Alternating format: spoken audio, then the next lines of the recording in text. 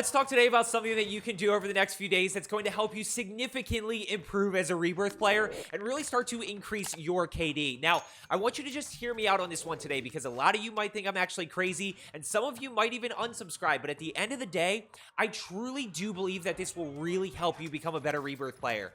And that is to take advantage of Rebirth Blood Money Quads, aka Rebirth Plunder. And I'm going to explain exactly why. I'm going to really outline how I use this to continue getting better myself, and this way you can start to use it as well. Now, why I like Rebirth Blood Money Quads so much, and you don't have to play this every single day for the next week, throw it in every once in a while, get some practice in, but that's really the reason that I like it. It is multiplayer on the Rebirth map. Unlimited respawns. You spawn in with your loadout, with your perks, with your lethals, with your tacticals, and the health is the exact same as normal Rebirth. So you are able to essentially get Rebirth practice in without doing a custom lobby or anything, or having to re-queue every single time you get wiped, and then going through the floor loot process, and the early game, and getting loadout again. You automatically spawn in with all of that stuff. Now, in terms of, how I go about using this to get better, first things first, let me talk to my advanced players, because this is something that as you continue to progress, you can do more of, and that is to play low health situations. Instead of fully plating, I want you to never fully plate. Get used to having to re-challenge. Get used to playing in low health situations. Get used to understanding how to finesse people and deal with third parties. These are all things, again, that when we are in a low stress, low pressure environment like Rebirth Plunder, that we don't necessarily have to worry about dying. But then we can take that experience and that practice and that comfortability, apply it to normal Rebirth where we actually need it to count. And I'm going to be totally honest with you. One of the best places that I got better was Verdansk Plunder when it was around, because I would drop into Storage Town, and at the end of the day, I would just play in there the whole entire time. I would learn how to bunny hop and use it to my advantage. I would learn how to re-challenge people when I have no plates. Now look, Caldera Plunder is not good. Like, landing airfield is just not the same. But the fact that we now have Rebirth Plunder, we can really start to use that to our advantage to get Rebirth practice in, again, without the pressure of having to spawn in and re-queue every single time. Now, what I really want you to focus on here, there's a few things that I really want you to focus on, and it's kind of the 5 pillars that I have, the 4, and then, of course, the extra one that I always talk about. Real quick before I jump into the 5 pillars here, for all things Rebirth, whether it's Rebirth news, you want to stay up to date about current metas, or you're looking to get better Rebirth, which is what I do most often, get more kills, die a little less, and of course pick up a few more wins. For all things Rebirth, just consider hitting that subscribe button down below so my content gets pushed to you a little bit more. And I do videos every single day. I live stream on YouTube 4 days a week. So if you want to know when I'm posting and when I'm going live, make sure you turn on that notification bell as well. First things first is going to be our aim. This gives us a great opportunity to practice at full BR health. Players dropping in generally a plate down, so you're at 200 health as opposed to 250, but most people are going to be fully plated, so you're really going to be able to work on your aim, but you're also going to be able to work on your tracking of realistic players, of actual people. When we run bots, it's great and all, especially when you put them on the harder difficulties, but they're not slide canceling, they're not jump peeking corners, they're not doing those movements that we are seeing every day in Rebirth. So this is really going to help you progress with your aim and get that aim practice in against real people. Now, the next one is going to be the second pillar that I always talk about, which is movement, right? You're going to get practice with your movement. You're going to be able to slide cancel. You're going to be able to get that feel of what it feels like to challenge people using movement. Use this as a low pressure situation to start to strafe while shooting, to jump peek corners. Going back to my advanced players, understanding how to re-challenge and break cameras, right? Let the person get a little bit closer or back up a little bit. You have no plates. Somebody's challenging you. Let them get a little bit closer, slide around that corner or jump around that corner, break their camera, win that gunfight. So now it starts to feel more natural when you're actually going into Rebirth. So those kind of are my 2 main pillars that I always talk about, aim and movement. Those are the 2 most important things to continue progressing as a player.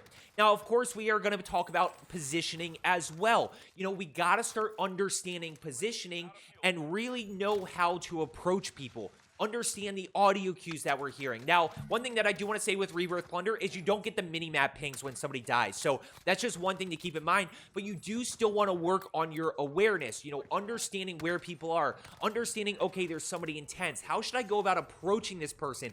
Knowing that if you mess up, it's not a big deal. You are going to spawn right back in. So really use this as an opportunity to try out different things, you know, try out stims to your advantage, see how you like them, see if you can get that experience of not using the heartbeat sensor and really starting to build your awareness. One thing that I do want to talk about in terms of game strategy, which is my fourth component, and I kind of want to tie a few things together here. First is going to be, where should you be playing?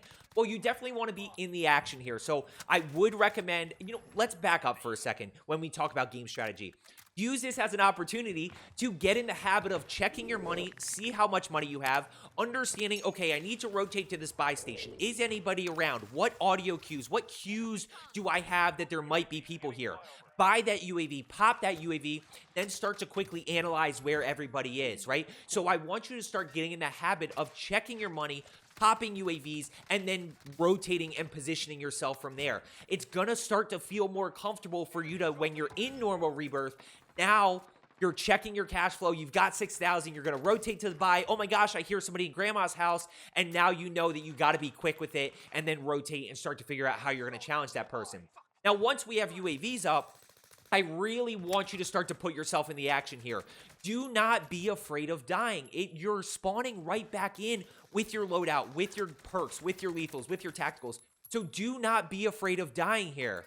I want you to put yourself in uncomfortable situations. Put yourself in third-party situations. Start to play a little bit quicker. Understand how to reposition. Start to get a feel for 1v2ing and why getting clean kills on people is so important. Start to really work on your anticipation, which we'll go ahead and jump into the fifth pillar, which is going to be anticipation and awareness.